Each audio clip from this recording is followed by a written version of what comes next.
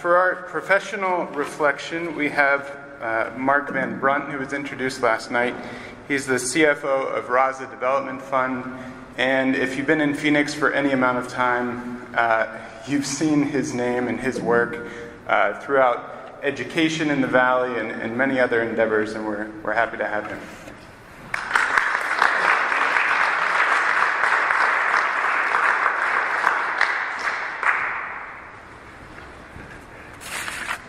Counselor, with your permission, can I have everybody all around?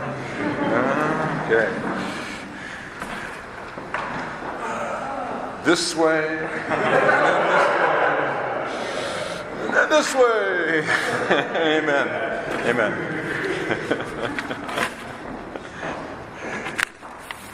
You may be seated. Well, Ryan gave me a most interesting assignment, and I have to tell you, I've never done this before. So to look back retrospectively over what is 40 years of my life and how it's been influenced by my faith, particularly Catholic social teaching, and then how I brought that into my work and my avocation. And so it has really tested me. And I had to go back, and I haven't cleared all this with my wife Janelle, who's over here. But I will hear about it later if I don't. So, what I've done is organize this into what I've really gone back and reflected on, 3 of the major forces that formed me in my life. Try that sometime. So there's 3 C's, and the first one is the call. Now, it is so amazingly, if you can explain this to a college student, that they're unique and unrepeatable, that are not an accident of creation, that there is somebody who's not only called them, that you have a call, but there's somebody that's really called you, and he has a special mission and purpose for your life, and if you don't fulfill it, it won't get fulfilled. I have yet to meet a college student or anybody that, even though they're secretly doesn't want that. And so I experienced that, and early on, I'm a St. Louis kid, I'm in the Midwest, and I found myself out here coming to Arizona, over first to California and to school, and I had so the call. I had no idea what it was at the time, but I knew I wanted to do something different. I've got a degree in urban planning and wanted to change the world. And I sure like this whole notion in Vatican II that it was about re-Edenizing the world. I thought that was a good mission statement. So what was interesting about that is once the call is something, I love the way von Balthasar handles this. He said, like me paraphrase, He arrests you. He ascetically arrests you with this interest. It just comes. It's a part of how He's gifted us. And then He calls us. He says renames us. He gives us a name for our mission, and then He sends us out.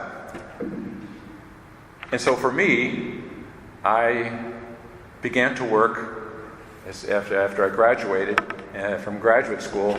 I began to work with the farm workers, and at the time, this was 40 years ago, worked with the farm workers in terms of helping them with the housing problem they had, starting in California and then taking it to Arizona. It's a program where they mutually build houses together down in Yuma and areas in central Arizona. And, speaking of Dorothy Day, I would put Cesar Chavez right up there at the top of that list as well. He was a really holy guy. I mean, he was brave. He could go out in the fields, organize farm workers, and all he had was a banner of our Blessed Mother, Our Lady of Guadalupe, and led everybody in the rosary. That was my beginning. And I moved, eventually came up here to Tempe, and I was approached by the National Council of La Raza, and now he's in particular Raul Izaguirre, who has a chair here in his name, and he was the first one, I think it's in politics and international affairs, and he asked me to take over a position that they had, and I turned it down. And at the time I was learning to say yes, but think about it for a while and also pray about it. And so I felt like I needed to pray about it. I did. I went into a church, stayed there for a couple of hours, came out and said, I think I was supposed to take that job. And that's what they told me. And so for the last 40 years, I have been in this track with a division of NCLR, a separate division of NCLR, where we formed a bank. We moved from sort of advising people on community development strategies. We formed a bank, a nonprofit, non-depository bank. The people we used to picket, the big money banks we used to picket, are now our partners. And they've lent us some $170 million to do our work, and we've been able to leverage that a number of times. And so it's been an interesting path. And you know, the road is different than the call. We come at our notion of this journey and this path it actually emanates from a Greek word from which we get career. And I don't know how many of you had careers that have just gone like this. So not me, it's like this. There's all kinds of vicissitudes and everything shows up and you think it's just fail, and then it's in the rearview mirror, there's something else that's happened. From just a retrospective on how important this is, I will tell you a story about, this has been 6-7 years ago. I was at a National Council of La Raza conference. I was asked to participate, and I have to remember this, I can't quite remember this title, I'm going to read it to you. It was on advancing opportunities for Latino young men through collective response. The first witness was a young man who really, I don't think he had a father or didn't know where he was, but his life, he talked about his life having changed because this one man, I don't know who it was, maybe somebody in the family, took an interest in him and taught him some of it. He says, this is what he taught me. Honesty, show up for work on time, give a full day's work, and be attentive to your responsibility. He just rolled them off, and he says, it changed my life. Next came a member of President Obama's domestic White House council who announced a program called Cradle to Career, and a systematic program to get all these kids right out of the cradle. I laughed about it at the time until 2 weeks ago I'm walking through the lobby of the Hyatt downtown, and there it is. Cradle to Grave is having a regional meeting. Behind it, here's the point. Behind it were a number of private foundations you would all recognize nationally, and it essentially has turned into sort of a self-empowerment proposition. And the difference between the two was obviously amazing. But here's what I've also learned in the process. If we don't respond to our call, it's going to get, the attempts will be made to have the state replace that. And I will tell you that there is, somebody brought it up so I can now move on it.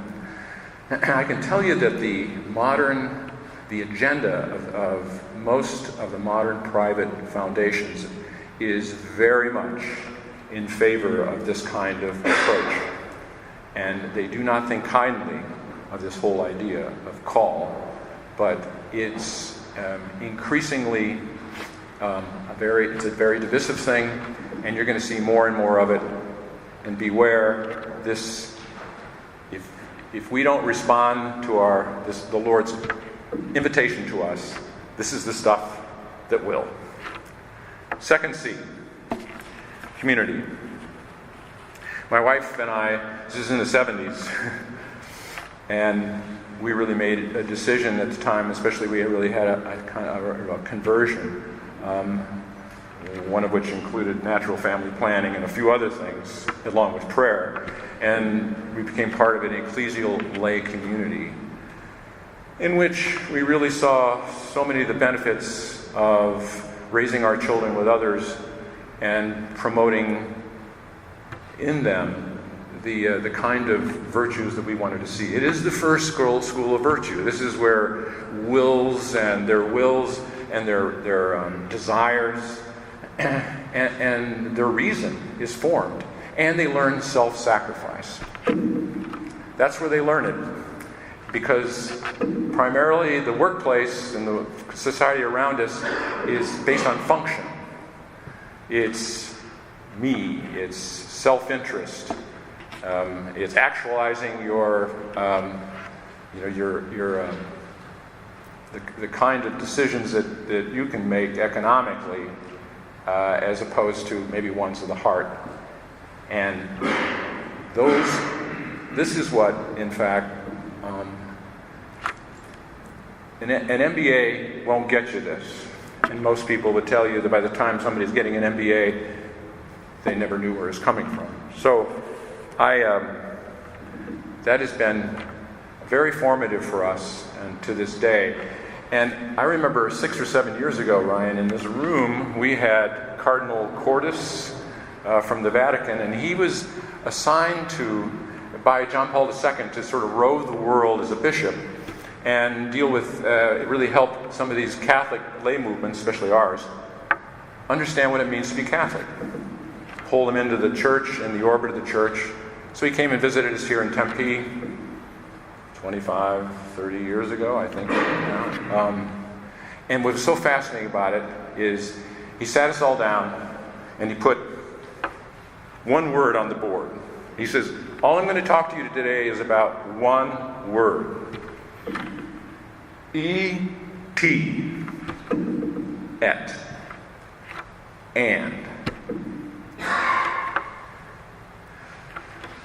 What he went on to explain is that the truths that we have are all the fundamental Catholic Church, the Church's truths we have, and especially in social teaching, are usually ones that are potentially, they seem like they would be in conflict. Charity and truth, faith and reason, active and contemplative. In fact, the thing we did in the community in those days was, we'd have people over and we'd have a little parlor game to see how many Catholic et words we could come up with. But they were truths in tension.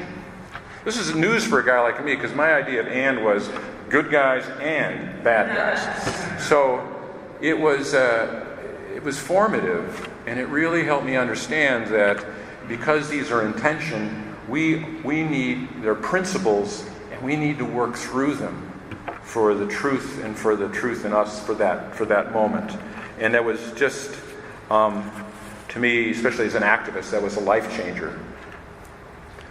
The third and last one is culture. It was another reason why community life was important to us, because of this whole relational element, the commitments of brothers and sisters had to each other to move their vocations along and have them supported. But it was also a place where we knew a culture was needed, and we knew what it was, as we just heard. We knew if the erosion, especially one that can come from a Catholic, it should be in a Catholic family, was eroding. And it still is today, even more and more. And most would say that the atmosphere that we have indeed is toxic, but it's also one where people are coming to recognize this idea of culture is important. 2 days ago, there's always fresh material on this, by the way. 2 days ago, the Wall Street Journal Ariana Huffington Post, she's been on the Uber board. She was asked this question: could Uber have been what it had become without the use of the term I know you like to use, a bunch of brilliant jerks? She went on to say, this is not just at Uber, it is a Silicon Valley cult, and it's much, much wider than that. She said, so I called the top performing brilliant jerks and I said, we're going to have zero tolerance for them. Then she says this: we are recognizing that what's happening in the culture has direct consequences to the bottom line. A brilliant idea, you build an organization and create hell on earth, and it's going to have a consequence on the bottom line. Especially right now. And then she says, a culture is not just nice to have, it's absolutely essential. She can't tell us what a good culture is. I mean, she goes on, and she's got her finger on something where people's dignity and workers, the workplace is a bunch of people who are now disposable. It is the question of the day.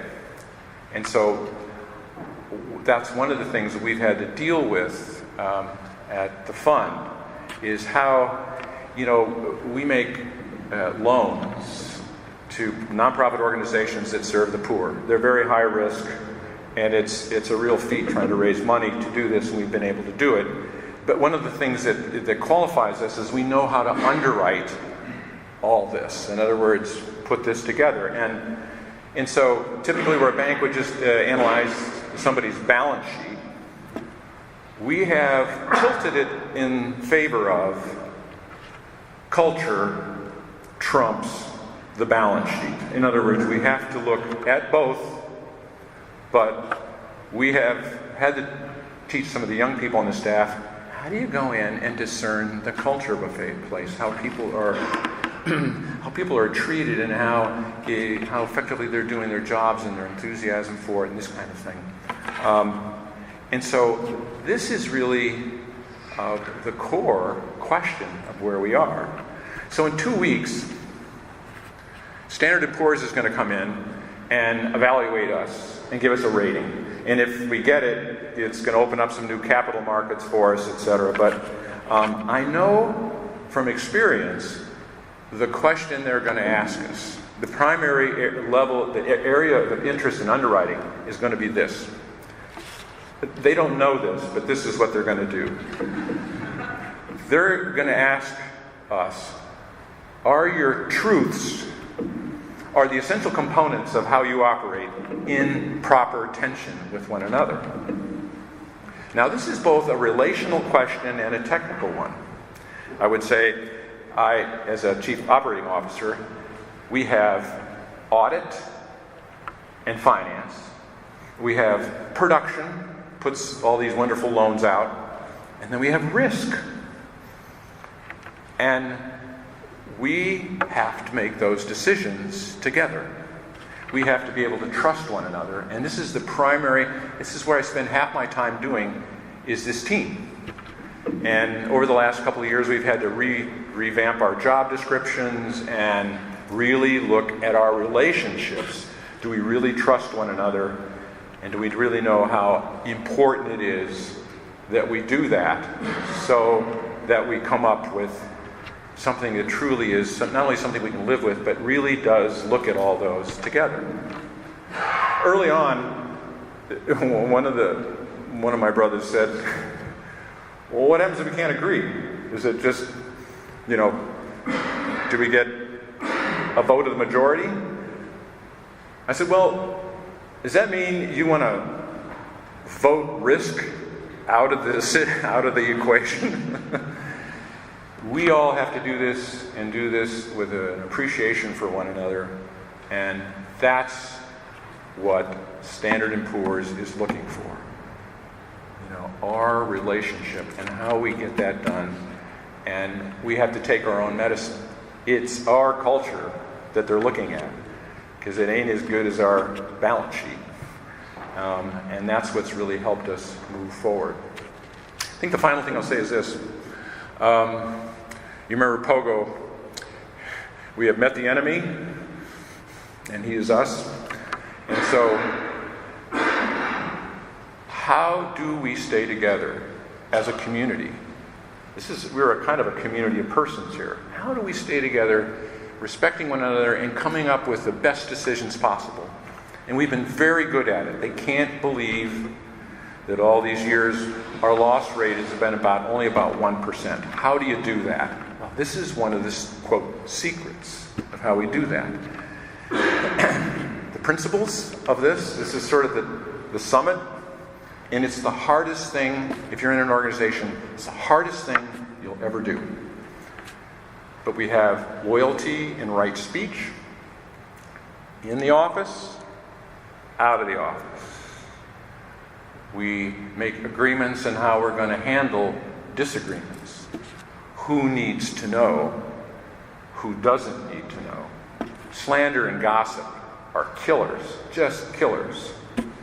Therefore, it always has to go to the right person. And the last one is